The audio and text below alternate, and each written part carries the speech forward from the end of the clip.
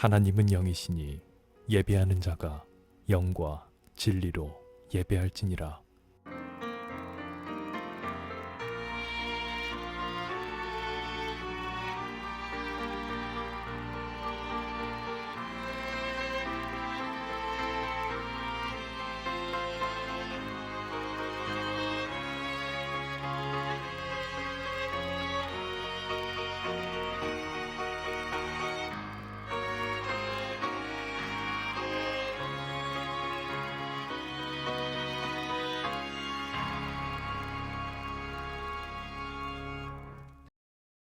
나는 전능하신 아버지 하나님 천지의 창조주를 믿습니다. 나는 그의 유일하신 아들 우리 주 예수 그리스도를 믿습니다. 그는 성령으로 잉태되어 동정녀 마리에게서 나시고 본디오 빌라도에게 고난을 받아 십자가에 못 박혀 죽으시고 장사된 지 사흘 만에 죽은 자 가운데서 다시 살아나셨으며 하늘에 오르시어 전능하신 아버지 하나님 우편에 앉아 계시다가 거기로부터 살아있는 자와 죽은 자를 심판하러 오십니다. 나는 성령을 믿으며 거룩한 공교회와 성도의 교제와 죄를 용서받는 것과 몸의 부활과 영생을 믿습니다. 아멘.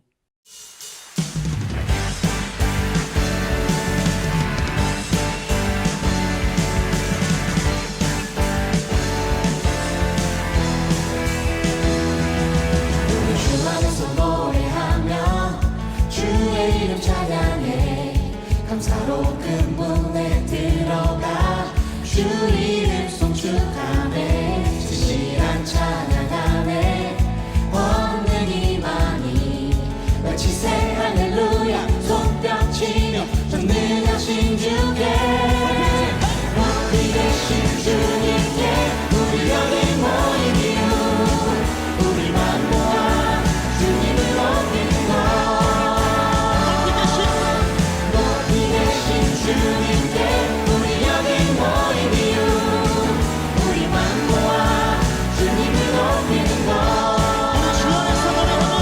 우리 주 안에서 노래하며 주의 이름 찬양해 감사로 그 문에 들어가 주 이름 송축하네 진실한 찬양하네 권능이 많이 외치세 할렐루야 손뼉치며 전능하신 주께 높이 계신 주님께 우리 여기 모인 이유 우리만 모아 주님을 높이는 것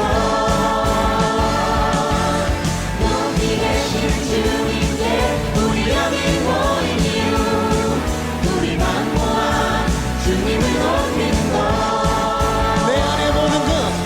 내 안에 모든 것 주를 바라게 주의 능력 또 영광 은혜와 자비로 찬양하며 춤추세 마음 문 열어 주가 자유케 하리 주의 이름 찬양해 내 안에 모든 것 주를 바라게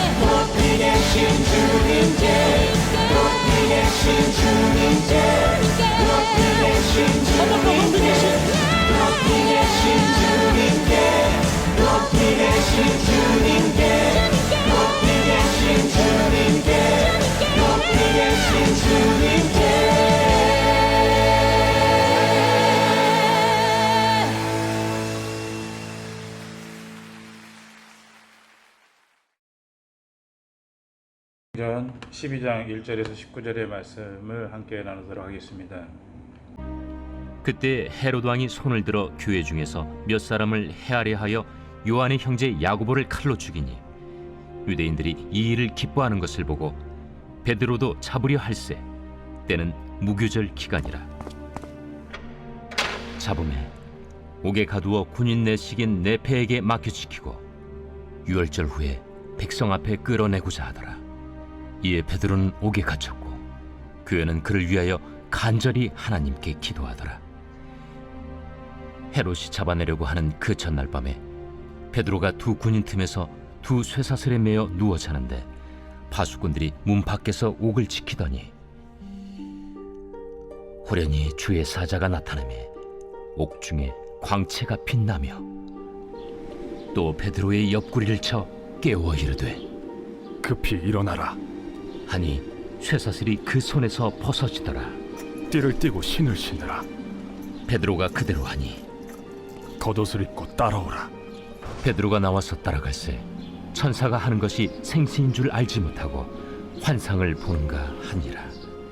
이에 첫째와 둘째 파수를 지나 시내로 통한 쇠문에 이르니 문이 저절로 열리는지라. 나와서 한 거리를 지나매 천사가 곧 떠나더라. 이에 베드로가 정신이 들어 이르되 내가 이제야 참으로 주께서 그의 천사를 보내어 나를 헤롯의 손과 유대 백성의 모든 기대에서 벗어나게 하신 줄 알겠노라. 깨닫고 마가라 하는 요한의 어머니 마리아의 집에 가니 여러 사람이 거기에 모여 기도하고 있더라. 오늘 본문에는 두 사도가 등장하고 있습니다. 오늘 말씀을 통하여서 교회의 지체이자 그리스도의 제자인 사람들의 삶이 어떤 자세를 가지고 있는지에 대해서 생각해야 될 것 같습니다. 먼저 첫 번째로 우리가 봐야 될 것은 죽임당한 야고보입니다. 여러분, 야고보를 해친 세력은 그전까지 교회를 박해한 세력과는 좀 달랐습니다. 예루살렘 교회에 불어닥친 큰 박해는 유대의 종교 지도자들 곧 대제사장 무리와 바리새인 사두개인들을 통해서 일어났는데 당시의 예루살렘은 로마에서 직접 파견한 총독이 다스렸습니다. 유대인 문화나 종교를 잘 모르는 이방인 지도자는 늘 유대인 공동체와 문제를 일으켰습니다. 헤롯 왕은 예루살렘으로 수도를 옮겨 그곳 유대인들, 특별히 상류층 인사들과 친분을 쌓았는데 유대인의 미움을 받던 신흥 종파 기독교를 박해하는 건 유대인 공동체 전체에게도 호의를 얻는 아주 유리한 일이었습니다. 야고보는 바로 이런 배경에서 헤롯 왕에게 죽임을 당한 것입니다. 한 사람의 정치적 야망과 예수님을 미워하고 박해하는 유대 종교 지도자들, 바로 이러한 사람들에 의해서 야고보는 참수를 당한 것입니다. 부당한 고난과 억울한 죽임을 당한 것이고 그런 가운데서 베드로가 잡혔을 때 교회는 야고보를 위해서 간절히 기도했지만 야고보는 그들에 의해서 죽임당하고 말았다는 것입니다. 그런 가운데 베드로 역시도 옥에 갇히게 되죠. 그런데 베드로는 어떤 상황이 벌어집니까? 베드로는 전에도 옥에 갇힌 적이 있었습니다. 하나님이 야고보를 위해서는 죽음을 당하게 하셨지만 베드로에게는 또 다른 계획을 가지고 있었다는 것입니다. 베드로가 감옥 안에 있다가 밖으로 나오는 과정에서 우리는 적극적으로 일하시는 하나님을 만날 수가 있습니다. 베드로는 하나님이 하실 수 있는 구원의 사건, 감옥에 갇힌 베드로를 구원하시는 그 사건을 통하여서 그리고 난 이후에 성도들을 만나게 되는 한 장소로 가게 됩니다. 그곳에서 베드로는 그 많은 사람들을 만나게 되는 것이죠. 그리고 그곳에서 다시 그의 사역이 진행되는 것을 볼 수가 있습니다. 우리는 이 사건을 통해서 우리는 두 사람의 모습을 보게 됩니다. 첫 번째는 바로 야고보이고 두 번째는 베드로입니다. 야고보는 죽임을 당했습니다. 참수를 당했다는 것이죠. 근데 베드로는 옥에 갇혔지만 그러나 그는 옥에서 살아나는, 그리고 직접 하나님께서 그를 구원하시는 놀라운 역사를 우리는 보게 되었다는 것입니다. 여기서 우리가 깨달아야 될 것이 있습니다. 그것은 무엇인가 하면은 바로 세 가지로 정리할 수가 있겠습니다. 첫 번째는 교회는 환경과 상관없이 열매 맺는 일을 멈추지 말아야 된다는 것입니다. 베드로가 옥에 갇히고 야고보가 옥에 갇히고 죽임을 당하고 그런 가운데서도 교회들은 기도하고 있었다는 것입니다. 베드로가 풀려난 다음에 그들이 모인 장소에 갔을 때 그들은 기도하고 있었다는 것입니다. 그들의 환경이 어렵고 힘들지만 지도자가 잡혀 있지만은 그러나 그 가운데서도 그들은 최선을 다해서 그들의 일들을 감당하고 있는 것이고 옥에 갇혀 죽임을 당한 제자들 역시도 바로 그의 모든 사명들을 잘 감당하고 있다는 것입니다. 두 번째로 기억해야 될 것은 살고 죽는 것은 하나님께 달려 있다는 것이죠. 야고보는 죽고 베드로는 살아납니다. 맡겨진 일을 다 마치기 전에 죽임을 당할 수도 있고 맡겨진 일을 다 마친 이후에 데려가실 수도 있습니다. 그것은 바로 하나님의 뜻에 있다는 것입니다. 죽음, 삶, 이 모든 것은 하나님의 손에 달려 있다는 것을 우리는 기억해야 되는 것이죠.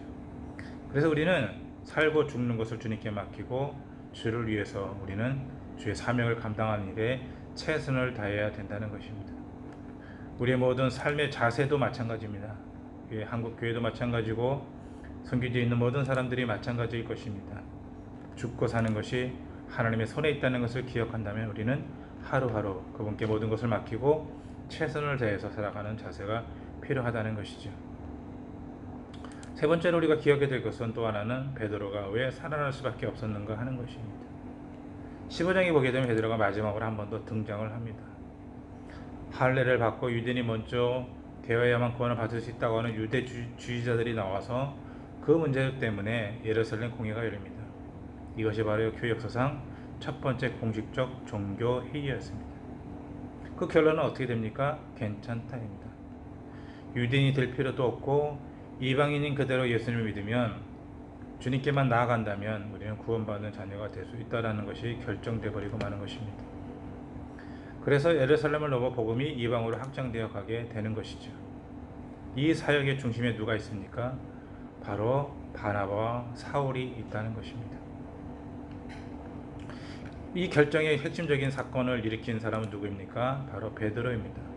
15장에 나오는 예루살렘 종교회의에서 베드로가 하나님이 자기를 통해서 이방인들을 위해 하신 일들을 간증하고 증거했기 때문에 그때 놀라운 결정이 나온 것입니다. 바로 그 사명이 베드로에게 있었던 것입니다.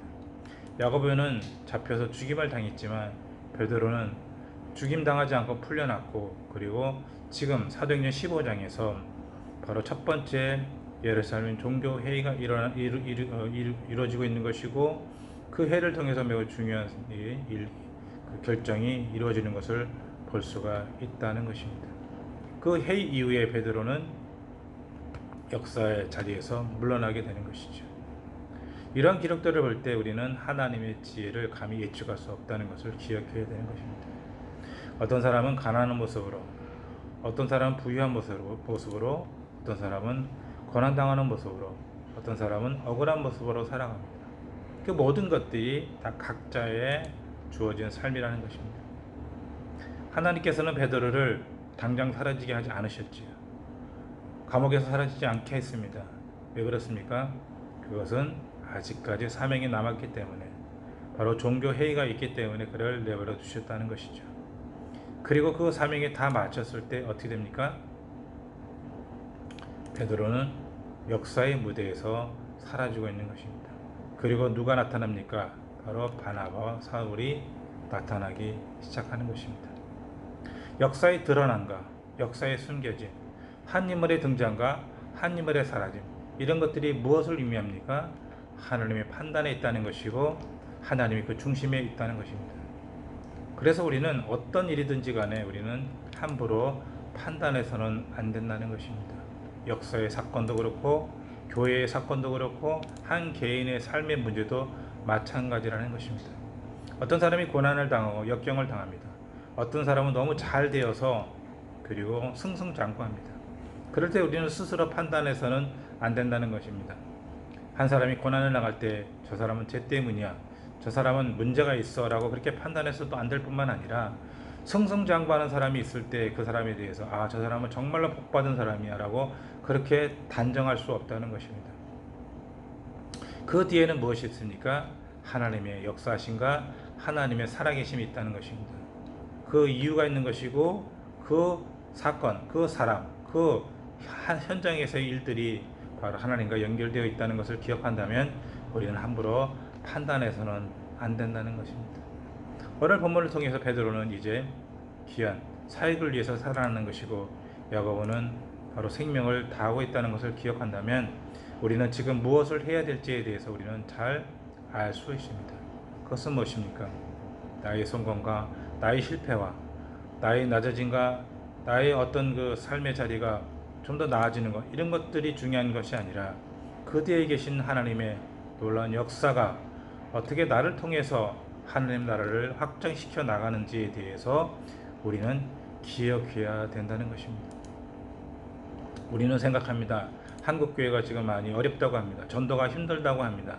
그런데 선교 현지에서 바라보게 되면은 선교 현지는 많은 영혼들이 지금 돌아오고 있습니다. 그러니까 선교의 역사, 전도의 역사, 하나님의 그 역사들이 지금도 확장되어져 가고 있고 그것이 어느 지역이고 어느 나라이고 어느 민족인지에 대해서는 우리는 알지 못할 뿐이라는 것입니다. 다시 말씀드린다면은 하나님은 살아계시고 지금도 역사하고 계시고 지금도 일하고 있다는 것입니다. 그 사람이 누구인지, 어떤 사람인지, 어떤 선택을 받았는지, 어느 민족인지에 대해서는 하나님의 손에 달려 있다는 것입니다. 그러므로 우리는 이 땅에 살아가는 동안에 함부로 판단해서는 안 된다는 것입니다. 함부로 우리가 정죄해서는 안 되는 것이고 함부로 어떤 사람에 대해서 그가 정말로 의인이다, 죄인이다라고 그렇게 말할 수가 없다는 것입니다. 우리의 삶 가운데 내게 주어진 일들을 최선을 다하면서 주의 사명을 감당해야 될 것입니다. 기도하겠습니다. 베드로와 야고보의 사건을 통하여서 하나님께서 사명자의 생명이 하나님의 손에 있다는 것을 깨닫게 됩니다. 그리고 그 생명이 바로 하나님의 사역과 연결되어 있다는 것을 믿으며 우리의 삶의 자리에서도 최선을 다하여 살아갈 수 있도록 주님을 붙잡아 인도하여 주시옵소서. 한국교회가 전도가 어렵지만은 그러나 세계의 모든 곳곳을 바라볼 때 그 복음이 지금도 강력하게 전파되고 있다는 것을 깨달으면서 하나님의 귀한 그러한 섭리를 우리가 느끼고 깨달을 수 있도록 주님 붙잡아 인도하여 주시옵소서. 가정과 직장을 축복합니다. 자녀들을 축복합니다. 우리 모든 삶 가운데 어림없도록 도와주시고 한 주간도 믿음으로 승리할 수 있도록 주님 붙잡아 인도하여 주시옵소서. 예수 그리스도의 이름으로 감사하며 기도드립니다. 아멘.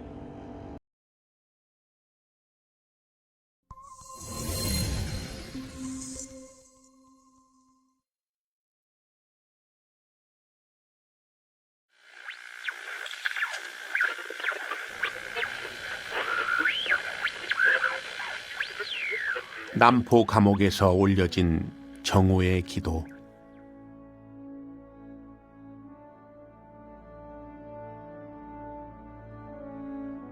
지난 2003년 북한 남포시 주민인 50대의 김씨라는 남자가 우연한 기회에 기독방송의 설교를 듣게 되었다.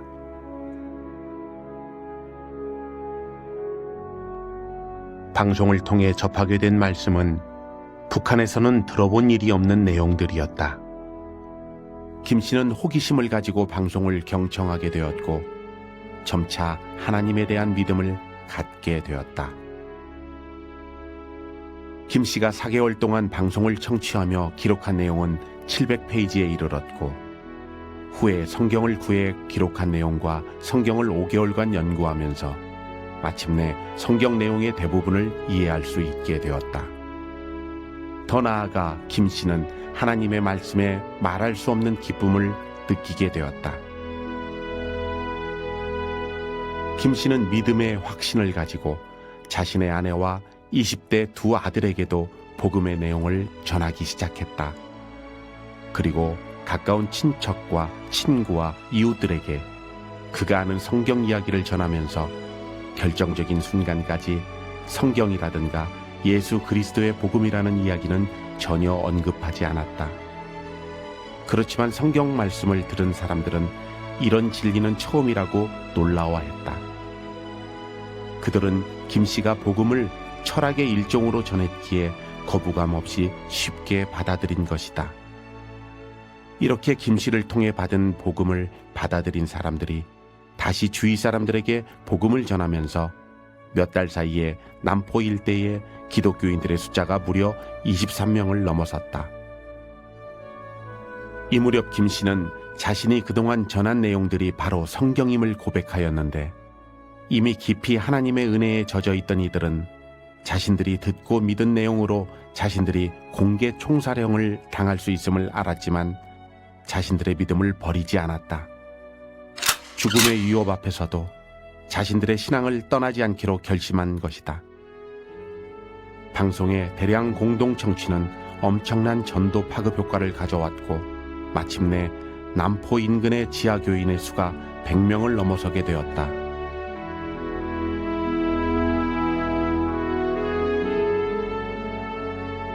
어느 날 지하교회에 출석하던 한 대학생이 성경에 대해 말하는 것을 우연히 남포시 보안서 소속의 한 안전소조원이 엿듣게 되는 사건이 벌어진다. 이 사건은 중앙에서 정치 책임자까지 파견되어 1년여에 걸친 비밀 수사를 받게 된다. 1년 뒤 철저한 잠복 비밀 수사 끝에 남포의 지하교회 전모가 밝혀져 관련자 102명이 동시에 모두 체포되고 만다. 이는 북한 정권 최대의 지하교회 소통 사건으로 기록된다. 남포 지하교회 교인들은 모두 남포 보안서 구류장에 구금되었으나 그러나 당시 이들의 두려움 없는 믿음은 오히려 보안서 사람들을 놀라게 했다. 낮 12시가 되면 정오를 알리는 사이렌이 시 전체에 울리는데 이때 감방에 수감되어 있던 지하교회 교인들이 일제히 일어나 큰 목소리로 주기도문으로 기도를 하였다.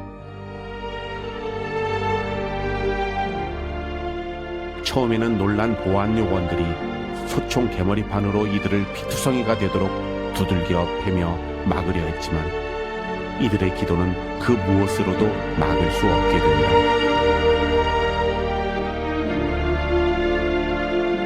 체포된 102명 가운데 40명은 예수를 믿는다는 실제적 이유는 숨기고 남한 녹화물을 불법 시청했다는 구실로 비밀리에 총살인에 처해졌다.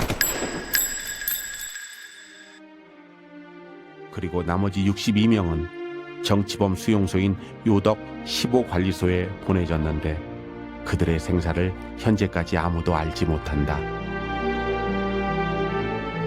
지난 2005년 4월에 일어난 이 사건은 북한에서 기독교 복음이 전도자 없이도 순수한 방송 청취로만 전해질 수 있음을 보여주었을 뿐 아니라 외부와 단절된 북한 사람들에게는 성경 말씀이 마치 폭탄과 같은 유력을 지녔음을 보여준 실제적인 증거였다.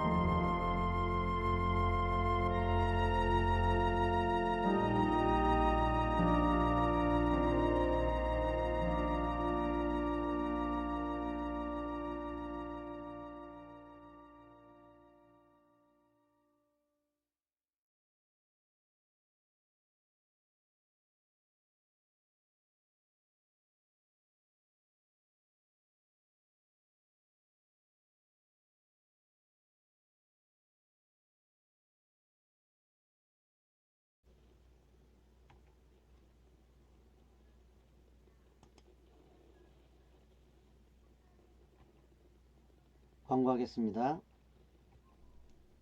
저희는 온라인 미션 스테이션 처치입니다. 선교를 향해 그리고 선교에 서 있는 교회입니다. 선교사가 돌아가면서 말씀을 전합니다. 다음 주는 장명호 선교사가 말씀을 전합니다. 모든 헌금 후원금은 선교를 위해 사용합니다. 복음을 전하는 것이 세상 사람들에게는 어리석은 일 같아 보입니다. 그러나 전도는 주님을 기쁘게 하는 사역입니다.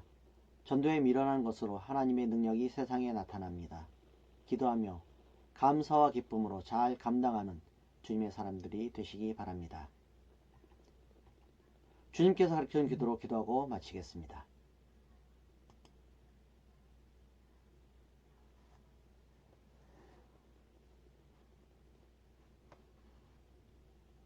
주기도문. 하늘에 계신 우리 아버지, 아버지의 이름을 거룩하게 하시며 아버지의 나라가 오게 하시며 아버지의 뜻이 하늘에서와 같이 땅에서도 이루어지게 하소서. 오늘 우리에게 일용할 양식을 주시고 우리가 우리에게 잘못한 사람을 용서하여 준 것 같이 우리 죄를 용서하여 주시고 우리를 시험에 빠지지 않게 하시고 악에서 구하소서. 나라와 권능과 영광이 영원히 아버지의 것입니다. 아멘.